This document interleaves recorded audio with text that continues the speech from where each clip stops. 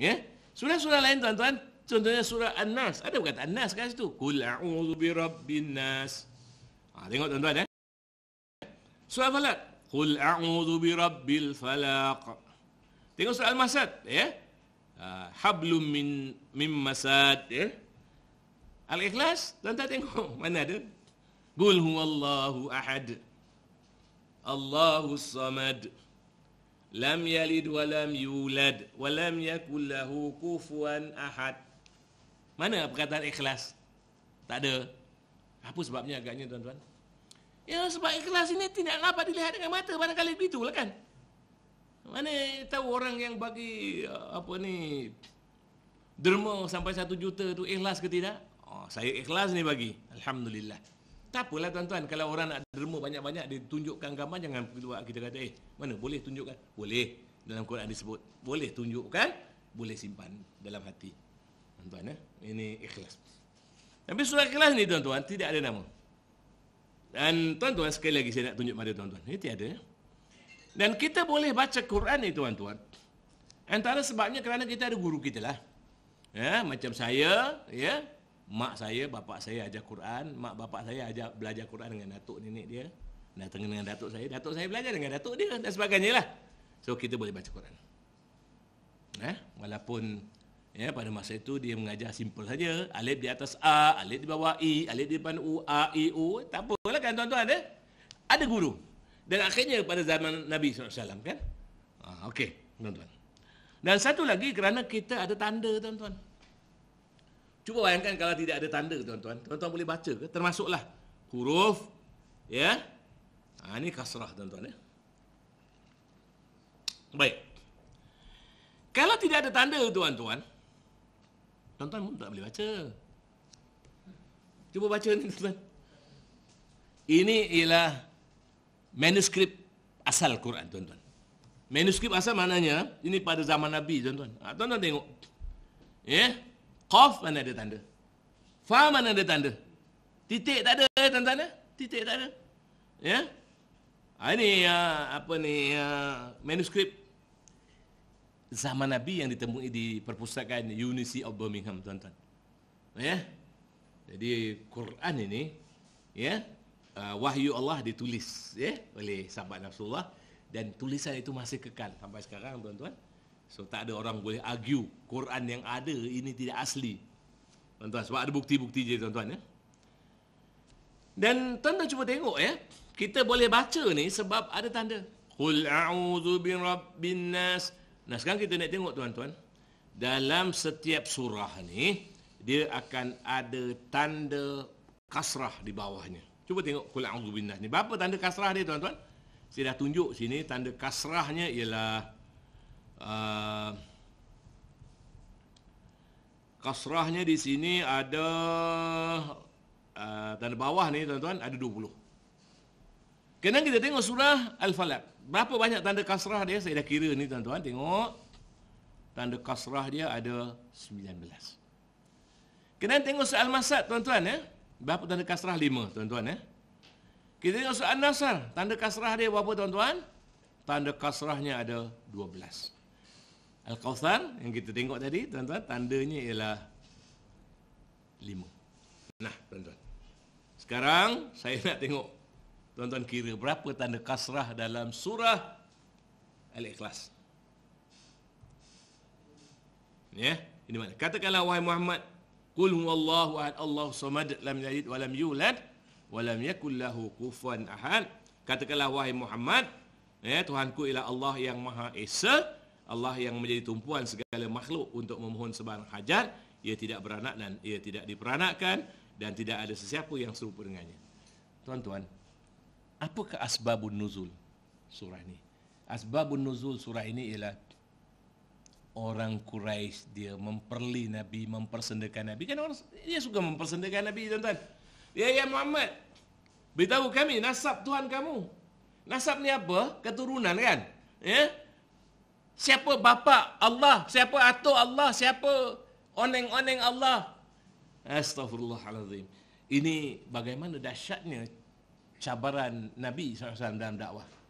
Tuan-tuan, dia terus-menerus istiqamah sampai akhir ayat. Sebab dia Rasul kan? Itu tugas dia. Ya? Itu sebab tuan-tuan kadang-kadang kita duk fikir sukut ala tariqud dakwah, mereka yang gugur dalam jalan dakwah ni. Bukan sikit-sikit tuan-tuan asalnya dulu hebat dekat OC lama balik hidup mewah tuan-tuan macam-macam isteri yang bertudung bertudung rapat akhirnya tak bertudung, anak-anak dibiarkan tidak bertudung. Ini sukut ala tariqud dakwah lah tuan-tuan dulu bukan main lagi, sekarang sudah lemah dakwah. Ini kacau tuan-tuan kita tak ikut apa yang diperjuangkan oleh Rasulullah SAW. Tuan-tuan tengok Baik, jadi sahabat Nabi ini Nabi ditanya oleh Allah ditanya oleh orang-orang musyrikin, beritahu kami akan keturunan Tuhan kamu. Allah mana ada keturunan kan tuan-tuan Allah.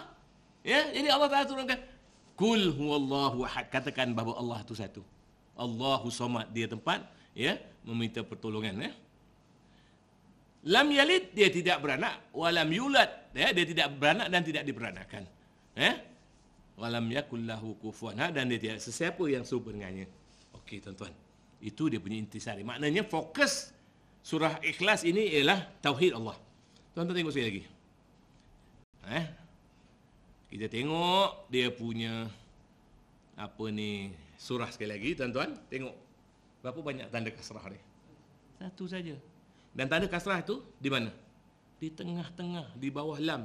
Yalid itu, lam tu di tengah-tengah. Satu saja. Tuan-tuan.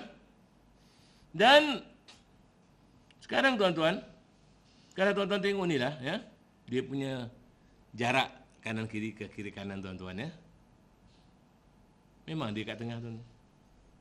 Sekarang tuan-tuan tengok macam jongkang jukit dekat tengah ada fulcrum ni Tuan-tuan, ini dia fulcrum tengah-tengah. Tuan-tuan tengok kira berapa perkataan ahad dekat sini, ahad dekat sini satu. Fokus di tauhid.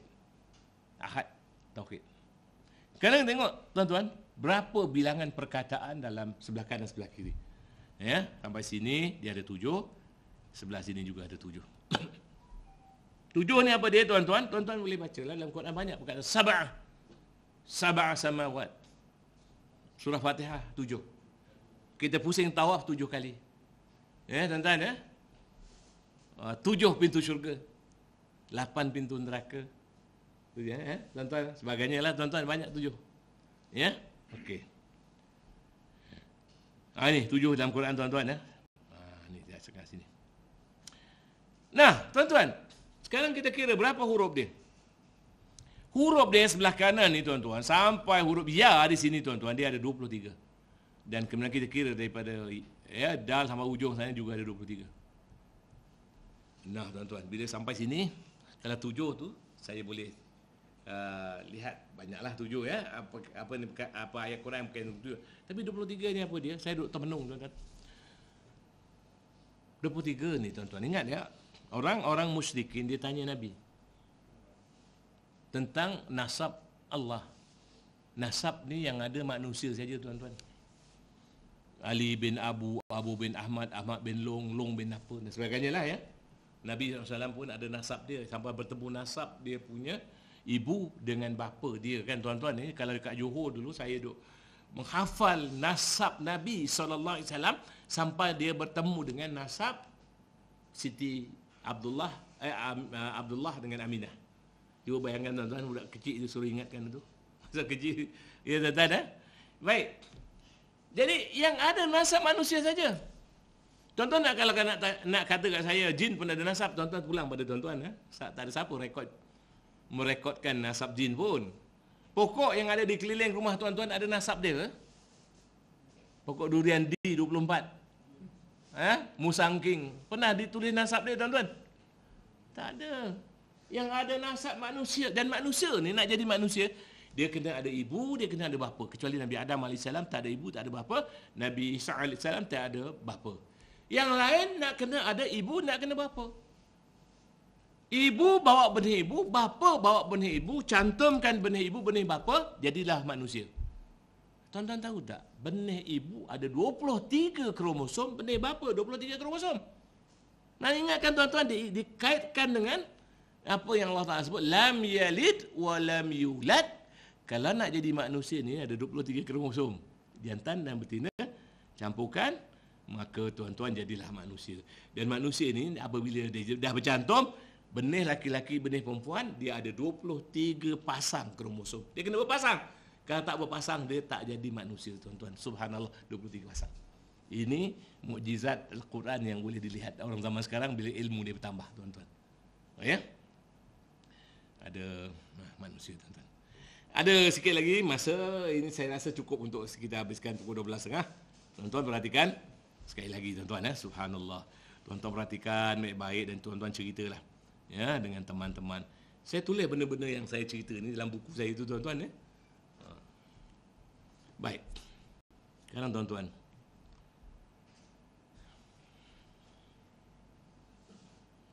tuan-tuan tengok kewafatan Rasulullah SAW.